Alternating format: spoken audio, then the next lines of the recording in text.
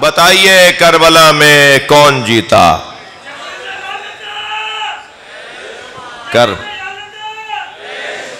کربلا میں وہ جیتا جس نے کہہ دیا تھا مثلی لا یبایع مثلہ، مجھ جیسا اس جیسے کی بیعت نہیں کر سکتا۔ یزید سے حسین ایسے جیتے کہ خود یزید کا بیٹا اپنے باپ پر لعنت کر کے اترا۔ جی ایسے جیتے امام حسین۔ ادھر خود یزید کا بیٹا معاویہ، جس کو ہم کہیں گے رحمت اللہ علیہ، اس لیے کہ اس نے اپنے باپ کی جگہ پر بیٹھ کر ایک خطبہ دیا، اور خطبہ دے کر ممبر سے اترایا یہ کہہ کر کہ میں اس جگہ نہیں بیٹھوں گا، اتنی دیر بھی اس لیے بیٹھا ہوں تاکہ میں اپنے باپ کا کارستانی بتاؤں، اپنے باپ کا جرم بتاؤں۔ بہت سے بچوں کو شاید یہ بات نہیں ہو، دہرانے کی ضرورت ہے بار بار۔ دادا کے نام پہ پوتے کا نام تھا یزید کا بیٹا معاویہ، وہ خطبہ دیتا ہے اور اپنے باپ کے جرم کا اعلان کرتا ہے کہ میرے باپ نے مارا ہے۔ آج 1400 سال کے بعد یزید کے کچھ بچے پیدا ہوئے ہیں جو کہتے ہیں کہ یزید نے کچھ نہیں کیا تھا، اور یزید کا اپنا بچہ کہہ رہا تھا جی کہ میرے باپ کے ہاتھوں پر اہل بیت کا خون ہے، میں اس کرسی پر نہیں بیٹھوں گا جہاں میرا باپ بیٹھا تھا اور تشت میں حسین کا سر تھا۔ اجرکم اللہ۔ سنی شیعہ نے لکھا ہے، یہ جو معاویہ ابن یزید کا خطبہ ہے وہ سنی شیعہ نے لکھا ہے۔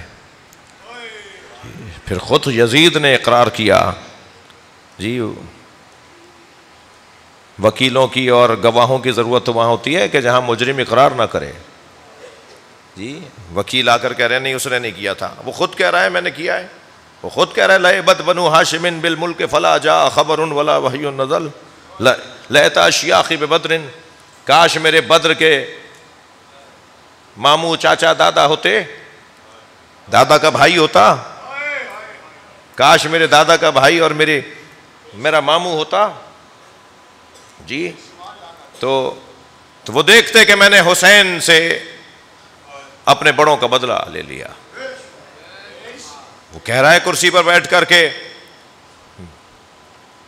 کوئی وحی نہیں، کوئی قرآن نہیں، کوئی فرشتہ نہیں، کوئی قرآن نہیں ہے، کوئی اللہ نہیں ہے۔ یہ بنی ہاشم نے ایک اعلان کیا اور ایک حکومت بنانے کا رستہ نکالا، اور آج میں نے ان کے خاندان کو مار دیا۔ اور آج 1400 سال کے بعد بڑے بڑے مفتیوں کو بھی یہ نہیں پتا، وہ بھی پھر آ کر کہتے ہیں کہ مجھ پر ثابت نہیں ہے۔ جس نے یزید کے پیچھے جا کر کھڑے ہونے کی بات کی ہے نا، تو لعنت اس سے پہلے ان پہ گئی ہے۔ لعنت سے مراد یہ والی بے شمار نہیں ہے، یہ تو آپ نے محبت کا اظہار کر دیا۔ لعنت کا مطلب ہے برکتوں کا اٹھنا۔ لعنت یہ جو ابھی آپ نے کہا یہ تو سوری دکھانے والی اور سننے والی لعنت ہے۔ کچھ اثرات بھی ہیں لعنت کے، کچھ نتیجہ بھی ہے لعنت کا، ایسے ہی صلوات کا بھی کوئی نتیجہ ہے۔ جس کی زندگی میں برکت نہ ہو اس کی زندگی میں لعنت ہے، برکت ہی اڑ جاتی ہے جو بھی اس گھرانے کی حمایت میں کھڑا ہو جاتا ہے۔ یعنی یزید اور یزید کے گھرانے کی حمایت میں، اہل بیت کے دشمنوں کی حمایت میں کھڑے ہونے والی کی زندگی سے برکت اڑ جاتی ہے۔ اور اہل بیت جو تنہا کر کے مارے گئے، اہل بیت جنہیں پیاسا کر کے مارا گیا، اہل بیت جنہیں گھیر کر مارا گیا، اہل بیت کہ جنہیں مارنے کے بعد ان کے سروں کو دیار بدار لے جایا گیا، اہل بیت جنہیں مارنے کے بعد ان کے گھر کی بچیوں کو اسیر بنایا گیا، جو بھی آج اہل بیت کا نام لیتا ہے ان کی وجہ سے زندگی میں برکت آ جاتی ہے۔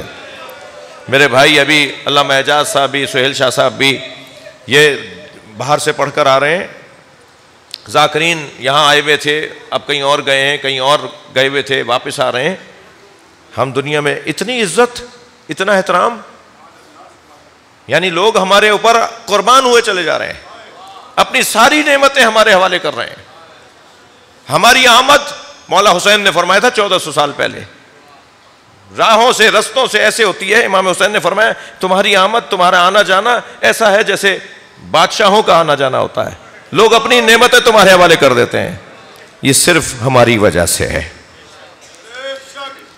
یہ تم سے جو پیار ہے، تو جو بھی اہل بیت کے ساتھ جا کے کھڑا ہو گیا اس کی زندگیوں میں برکت آ گئی، اور جو بھی اہل بیت کے دشمنوں کے ساتھ جا کے کھڑا ہوا اس کی زندگی میں لعنت، یعنی چین، سکون، برکت ہی ختم ہو گئی.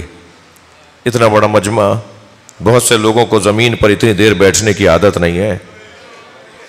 بہت سارے لوگوں کی عادت ہے کہ وہ نرم جگہ پہ بیٹھتے ہیں، مگر اتنی دیر سے آپ بیٹھے ہوئے ہیں، آپ کو کوئی تکلیف نہیں ہو رہی نا؟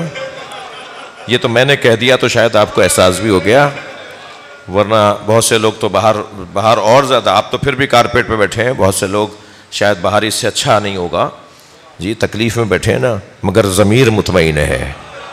اور ہم سب ایک بیوی کو شکل دکھانے آئے ہیں، وہ ہے حسین کی ماں زہرا. اجرکم اللہ، اجرکم اللہ. اللہ آپ کو کسی غم میں نہ رلائے، سوائے غم اہل بیت میں رونے رلانے میں قرار دے. آج کی اس مجلس میں تو ویسے ہی ہماری حاضری کچھ اور ہونی چاہیے جی. ہمارے کسی بڑے کا انتقال ہو جائے تو اس کا سویم بڑے شان سے ہوتا ہے. ہمارے ابھی عزیز کا، ہمارے محترم خدمت گزار بھائی کا بھی انتقال ہوا. ٹیٹو بھائی کا نام کیا ہے؟ نام کیا ہے ان کا؟ مسرور بھائی کا جنازہ ہے کل نماز ظہرین کے بعد.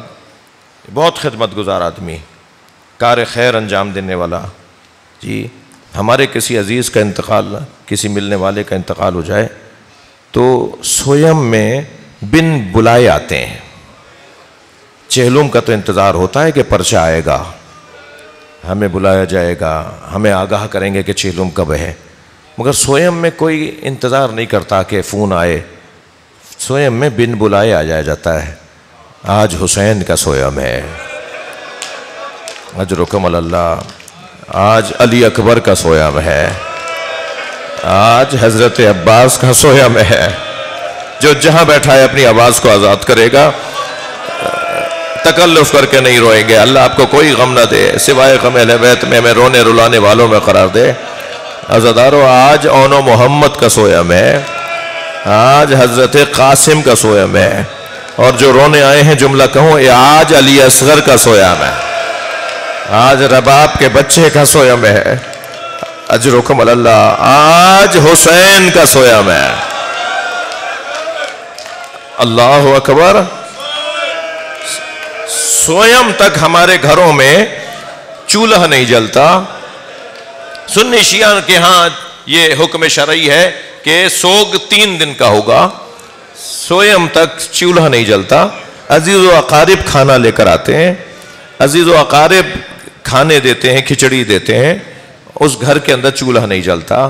اس گھر کے غمزدہ لوگوں کو یہ نہیں ہوتا کہ تم کھانا پکاؤ، کہا نہیں، عزیز لے کر آئیں گے. سلام ہو حسین کی غربت. حسین کے سویم تک کوئی پانی پلانے والا نہیں تھا. ہاں، امام حسین کے سویم تک حسین کے بچوں کو تازیانے مارے گئے. اجرکم اللہ، اجرکم اللہ. امام حسین کے سویم کے دن کیا ہو رہا ہے؟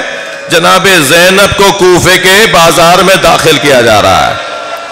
اجرکم اللہ، اجرکم اللہ. جو جہاں بیٹھا ہے اپنی آواز آزاد کرے گا. تیسرا دن تھا، بچے بھوک اور پیاس سے چہرے ان کے کملا گئے تھے. ایک چھوٹے بچے نے دوسرے بچے سے کہا مجھے بھوک لگ رہی ہے. چھت پہ کھڑی ہوئی ایک خاتون نے سن لیا کہ یہ جو اسیروں کا قافلہ جا رہا ہے، ان میں جو بچے ہیں وہ بھوکے ہیں. تو اپنی کنیز کو کہا کہ جاؤ صدقے کی کھجوریں لے جاؤ اور نیت کر لو کہ تمہارا مالک میرا شوہر سفر پر گیا ہوا ہے، وہ ساتھ خیریت سے لوٹ آئے، اس کا صدقہ جا کے دے دو. جب وہ لے کر گئی نا کھجوریں، تو ایک بچے نے ہاتھ ہی بڑھایا تھا کہ جناب زینب کی دور سے آواز آئی، الصدقۃ علینا حرام، صدقہ ہم پہ حرام ہے۔ اس بچے نے کھجور کو ہاتھ نہیں لگایا، مگر وہ خاتون جو سن رہی تھی، جو کھڑی دیکھ رہی تھی، وہ نیچے اتر کر آئی اور جناب زینب کے پاس آ کر کہنے لگی بی بی صدقہ تو اہل بیت پہ حرام ہے۔ اجرکم اللہ، اجرکم اللہ، اللہ آپ کو کسی غم میں نہ رلائے۔ بی بی صدقہ تو اہل بیت پہ حرام ہے، آپ کون ہیں جو کہہ رہی ہیں کہ صدقہ ہم پر حرام ہے؟ ایسے میں اگر کوئی جاننے والا مل جائے، غربت میں اگر کوئی جاننے والا مل جائے نا تو دل کرتا ہے اسے لپٹ کے روئے۔ جب کوئی پریشانی ہو اور کوئی آشنا مل جائے تو دل کرتا ہے اسے لپٹ کے رویا جائے۔ جیسے ہی اس نے کہا نا صدقہ تو اہل بیت پہ حرام ہے، تو جناب زینب کی آواز آئی تو اہل بیت کو پہچانتی ہے؟ کہنے لگی اہل بیت کے فرد فرید کو حسین کہتے ہیں۔ میری بیوی نے فرمایا حسین کی بہن کو جانتی ہے؟ تو 2 قدم آ کے کہنے لگی بازار نہ ہوتا تو نام بتاتی۔ اجرکم اللہ، اجرکم اللہ، اللہ آپ کو کوئی غم نہ دے۔ میں نے حسین کی بہن سے قرآن پڑھا ہے، میں نے حسین کی بہن سے تفسیر قرآن پڑھی ہے۔ بس یہ جملہ کہا، جناب زینب کی آواز آئی ام حبیبہ پہچان، یہ تیرے سامنے زینب کھڑی ہے۔ ہاتھ پیر کانپنے لگے، مولا حسین کہاں ہے؟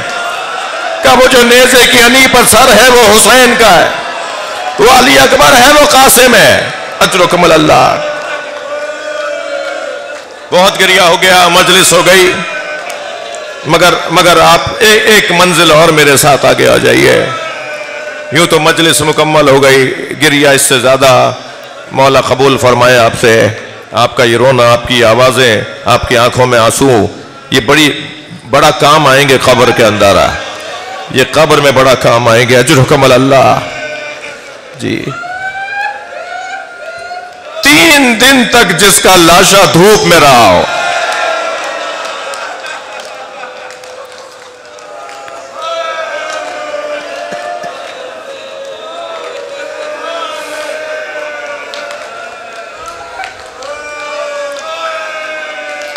بنی اسد کے لوگ تیار ہوئے کہ حسین کا لاشا دفنا دیا جائے۔ بیلچے کھدال ہاتھ میں لے کر اپنے گاؤں سے نکلے، سامنے میدان میں امام حسین کا لاشا۔ تیسرا دن ہے نبی زادے کا لاشا۔ یہ وہی حسین ہے جسے گود میں لے کے زہرا نے چکی پیسی، یہ وہی حسین ہے جس کا جھولا جبریل جھلاتا تھا۔ تو 3 دن سے بغیر کفن کے، بغیر دفن کے بنی اسد چلے ہیں کہ امام حسین کو دفنائیں، کہ سامنے سے گھوڑ سوار آتا دیکھا تو یہ سمجھے کہ کوئی حکومت کا کارندہ ہے، تو ایک دوسرے کو آوازیں دیں کہ واپس چلے جاؤ، کہیں مخبری نہ ہو جائے، کہیں ہمیں سزا نہ دی جائے۔ تو دور سے جو آ رہا تھا نا، اس نے آواز دی انا زین العابدین، میں علی ابن الحسین ہوں، مجھے تمہاری مدد کی ضرورت ہے، رک جاؤ۔ مدد جب امام سجاد معجزے سے آ سکتے تھے، وہاں دنیا دیکھ رہی ہے کہ آپ زنجیروں میں جکڑے ہوئے ہیں کوفے میں، اور ادھر امام آ گئے ہیں بابا کو دفنانے کے لیے، کیونکہ امام کو امام کے علاوہ، معصوم کو معصوم کے علاوہ کوئی اور دفنا نہیں سکتا۔ جی یہ وہی قاعدہ ہے جس قاعدے کے مطابق امام محمد تقی امام رضا کو دفنانے کے لیے، امام کو غسل و کفن دینے کے لیے خراسان پہنچے تھے 8 سال کی عمر میں۔ وہی قاعدہ ہے کہ معصوم کو معصوم۔ جناب زہرا کا جنازہ مولا علی نے کیوں غسل دیا؟ اس لیے کہ اس وقت معصوموں میں علی ہے کہ جو معصوم کو معصوم ہی غسل دے گا۔ ایک علت جناب زہرا کو غسل دینے کی مولا علی کی ایک علت یہ ہے کہ ایک مرتبہ فرمایا مجھے، اب مولا جو معجزے سے آ سکتے تھے تو معجزے سے سارے کام بھی ہو جاتے، مگر گواہ بنانا تھا، تاریخ بنانی تھی، تاریخ لکھے گی کہ علی بن الحسین تو یہاں تھے۔ کوفے کے اندر تماشا دیکھنے والے کہیں گے ہم نے تو یہاں دیکھا تھا، یہ بتائیں گے کہ وہ آئے تھے اور ہم نے ان کے ساتھ دفنایا تھا۔ راوی بنیں گے نا، روایت بنے گی نا، تاریخ بنے گی نا۔ کل آنے والے قلم فروش مورخوں کو یہی جواب دیں گی، یہی روایت جواب دے گی نا۔ آواز آئی امام کی، رک جاؤ مجھے تمہاری مدد کی ضرورت ہے۔ امام قریب آئے، امام نے پہلے ان سے پرسہ لیا، ان سب نے امام کو پرسہ دیا، پھر امام نے فرمایا ایک بڑی قبر بناؤ، ایک بڑی قبر کھودو، ایک بڑی قبر انہوں نے کھودی بنائی، پھر امام نے سارے شہداء کو ایک قبر میں لٹایا جس کا نام گنج شہیدہ رکھا۔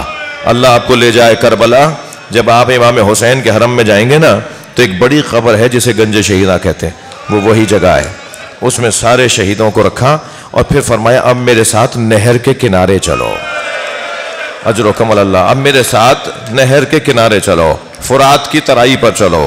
وہاں جو پہنچے تو وہاں ایک لاشا ہے جو عباس علمدار کا لاشا ہے۔ امام نے فرمایا قبر بناؤ۔ اب جب حضرت عباس کا لاشا اٹھانے لگے نا تو لاشا ڈھلک جاتا تھا، لاشا ڈھلک جاتا تھا، حضرت عباس کا جوڑ جوڑ علیحدہ تھا۔ اللہ آپ کو جناب سکینہ کی قبر پر لے جائے، اللہ آپ کو حضرت عباس کی اصلی قبر پر لے جائے۔ جناب سکینہ کی قبر جتنی ہے نا اتنی ہی قبر جناب عباس کی ہے، جس کا قد اتنا لمبا ہو، تھکے نہیں جنہیں رونا، جس کا قد اتنا لمبا ہو، جو دراز قد قوی ہیکل وجود ہو، اس کا جنازہ اتنا چھوٹا کیسے رہ گیا؟ امام نے چٹائی میں لاشا لپیٹا اور قبر کے حوالے کرتے ہوئے ایک مرثیہ پڑھا، چچا آپ کو کربلا کی ریت مبارک ہو، اور میں کوفے میں زینب کبریٰ کے ساتھ ہوں، وہ بار بار آپ کو آواز لگاتی ہیں میرا وہ پردے کا محافظ کہاں ہے جس نے مجھے مدینے میں اجرکم اللہ اجرکم اللہ۔ واپس آئے اور فرمایا دو قبریں بناؤ، ایک پائنتی کی طرف ایک سرہانے کی طرف۔ تو پائنتی کی طرف حضرت علی اکبر کو لٹایا اور سرہانے کی طرف بابا حسین کو لٹایا، اور امام حسین کو قبر میں لٹا کر جناب علی اکبر کو لٹا کر قبر کو خاک سے یکساں کیا، اور حضرت علی اکبر سے ایک جملہ کہا تمہیں بابا کا جوار مبارک ہو، اے میرے بھائی علی اکبر تمہیں بابا کا جوار مبارک ہو۔ قبر کو مولا نے بنا کر انگشت شہادت سے ایک جملہ لکھا۔ کیوں لکھ رہے ہیں یہ جملہ؟ کیونکہ ابھی چند ہی دنوں بعد جابر ابن عبداللہ الانصاری آئیں گے، صحابی رسول آئیں گے، وہ ان قبروں میں کیسے پہچانیں گے کون سی کس کی قبر ہے؟ تو قبر پہ کیا لکھا؟ ھذا قبر الحسین الذی قتلوا عطشانا، یہ اس حسین کی قبر ہے جسے پیاسا مارا۔ عزاداروں مجلس میں نے مکمل کر دی، بس ایک جملہ اور سن لیجئے اور پھر مجلس عزا میں نوحہ خانی میرے بھائی آصف مغل کریں گے۔ میرے مولا نے قبر پہ لکھا یہ اس کی قبر ہے جسے پیاسا، اس حسین کی قبر ہے جسے پیاسا مارا۔ یہ جو مصائب میں پڑھ رہا ہوں نا، ایسے ہی حرم امام حسین میں ایک عالم دین مصائب پڑھ رہے تھے، ممبر سے جب اترے تو جیسے آپ رو رہے ہیں ایسے ہی روتے ہوئے ایک جوان نے کہا کہ آپ نے یہ نہیں بتایا کہ علی اصغر کو کہاں دفنایا، آپ نے یہ نہیں بتایا کہ امام سجاد نے علی اصغر کو کہاں دفنایا۔ تو ان عالم دین نے کہا مجھے نہیں پتا کہ حضرت علی اصغر کو کہاں دفنایا۔ رات آئی، بستر خواب پر گئے، خواب کی حالت میں امام حسین کو دیکھا، امام روتے ہوئے نظر آئے اور فرمایا ہمارے رونے والوں کو بتاؤ علی اصغر میرے سینے پہ سو رہا ہے۔ زین العابدین نے علی اصغر کو میرے سینے پر لٹا دیا۔ الا لعنت اللہ علی القوم الظالمین۔ ماتم حسین۔